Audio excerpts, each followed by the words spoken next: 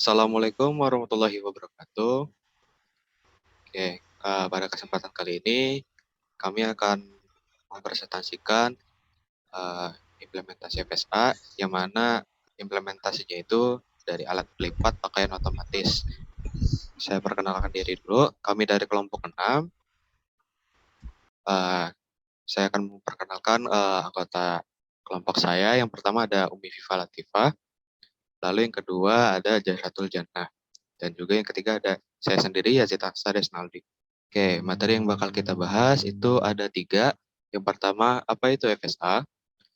Lalu yang kedua, implementasi FSA dalam kehidupan sehari-hari.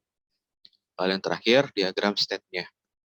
FSA adalah model matematika yang dapat menerima input dan mengeluarkan output yang dapat mengenali bahasa paling sederhana dan dapat mengimplementasikan secara nyata yang memiliki state berhingga banyaknya dan dapat berpindah dari satu state ke state lainnya berdasarkan input dan fungsi transisinya. FSA tidak memiliki tempat penyimpanan atau memori, hanya bisa mengingat state terakhirnya gitu. Jadi secara formal FSA dinyatakan oleh 5 tuple, yaitu di mana Q sebagai himpunan state, sigma sebagai himpunan simbol inputannya, lalu ada tau fungsi transisinya, S sebagai fungsi awal, state awal, lalu ada F sebagai himpunan state akhir. FSA yang memiliki tepat satu state berikutnya untuk setiap simbol masukan yang diterima disebut DFA atau Deterministic Finite Automata. Setiap FSA memiliki himpunan berhingga, finite, dan status, state. Satu buah status sebagai status awal, initial state, biasanya dinyatakan key 0. Lalu yang kedua ada beberapa buah status sebagai status akhir, final state-nya. Lalu yang kedua di sini himpunan berhingga simbol masukan. Lalu yang ketiga ada fungsi transisinya. Menentukan status berikutnya dari setiap pasang status dan sebuah simbol masukan. Lalu untuk materi yang kedua akan disampaikan oleh rekan saya yaitu Umi Viva Latifah. Kepadanya dipersilakan. Implementasi FSA dalam kehidupan sehari-hari. Kebutuhan primer setiap manusia adalah sandang, pangan, dan papan. Sehingga ketiga aspek tersebut merupakan indikator standar kehidupan minimum seseorang atau komunitas. Sandang merupakan kebutuhan akan pakaian yang diperlukan oleh setiap manusia. Dengan demikian, kegiatan melipat pakaian merupakan hal yang sangat umum dilakukan pada setiap individu sejak dahulu. Hingga saat ini, hampir setiap rumah tangga kegiatan lipat pakaian masih menggunakan cara yang tradisional. Hal ini tentu menyita waktu dan tenaga khususnya oleh pelaku usaha di bidang konveksi, maupun jenis usaha laundry di mana jumlah pakaian yang perlu dilipat sangat banyak setiap harinya. Hal ini tentu cukup berpotensi menghambat efektif waktu dalam urusan bisnis dan meningkatnya biaya pengeluaran untuk membayar tenaga pekerja yang bertugas untuk melipat pakaian tersebut.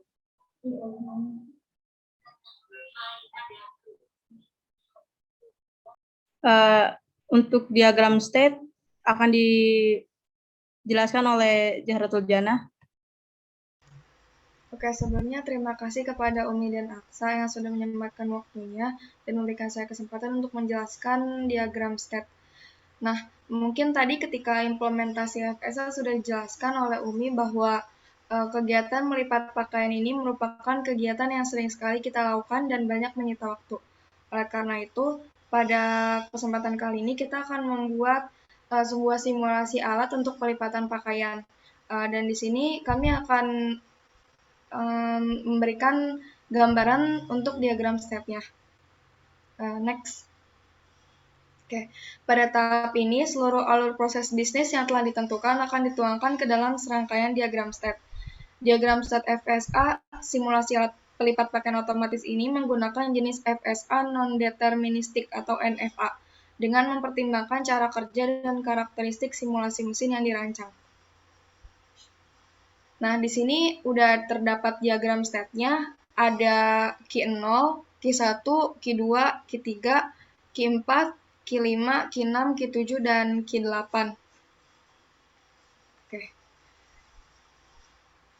Nah, pada diagram state ini terdapat secara formal itu merupakan tupel-tupel yang sudah dijelaskan tadi di bagian awal ya. Untuk tupelnya di bagian Q ada Q0, Q1, Q2, Q3 hingga Q8.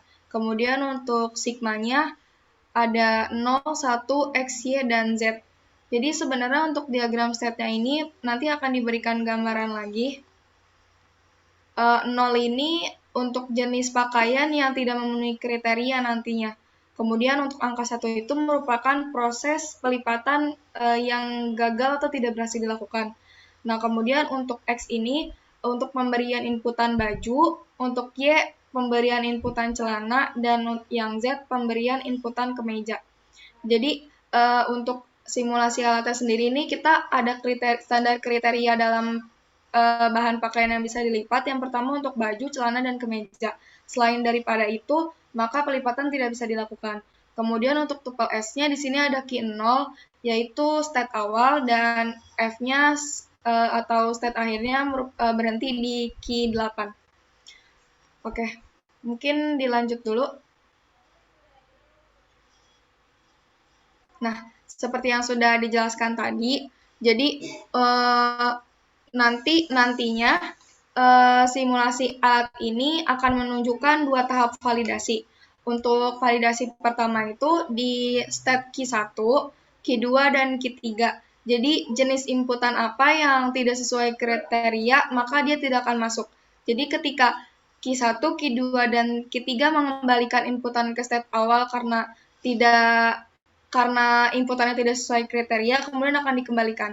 Kemudian jika jenis pakaiannya sudah sesuai atau ketika Q1, Q2, Q3-nya sesuai, maka akan dilanjutkan ke proses Q4. Nah, pada step Q4 ini merupakan step untuk menjalankan validasi tahap kedua. Karena di bagian Q4 ini, dia akan memisahkan lebih rinci jenis pakaian yang akan diterima. Nah, kemudian proses validasi di step keempat di Q4 ini akan berlanjut untuk melakukan proses pelipatan. Jadi ketika proses pelipatan berhasil akan dibalikan lagi ke step Q6, Q5, Q6 atau Q7. Nah, kemudian ketika bisa dilakukan pelipatan, jika berhasil maka akan diteruskan ke step Q8 dan maka step akan berakhir. Tapi jika proses pelipatan gagal, maka dia akan dibalikan lagi ke Q4. Nah, begitu seterusnya.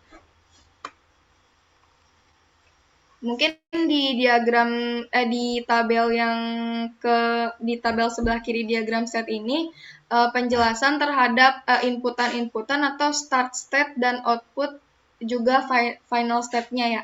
Jadi ketika nanti inputan itu diterima, maka pelipatan berhasil. Tapi ketika inputan tidak diterima, maka akan dikembalikan lagi ke inputan yang seharusnya diinput lebih awal gitu.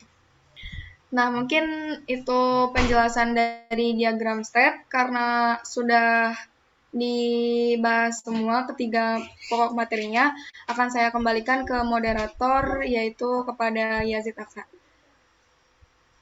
Oke, terima kasih atas penjelasan materinya. Sekiranya cukup sekian untuk pembahasan dari kami. Mohon maaf apabila ada kesalahan. Kurang lebihnya mohon maaf. Assalamualaikum warahmatullahi wabarakatuh.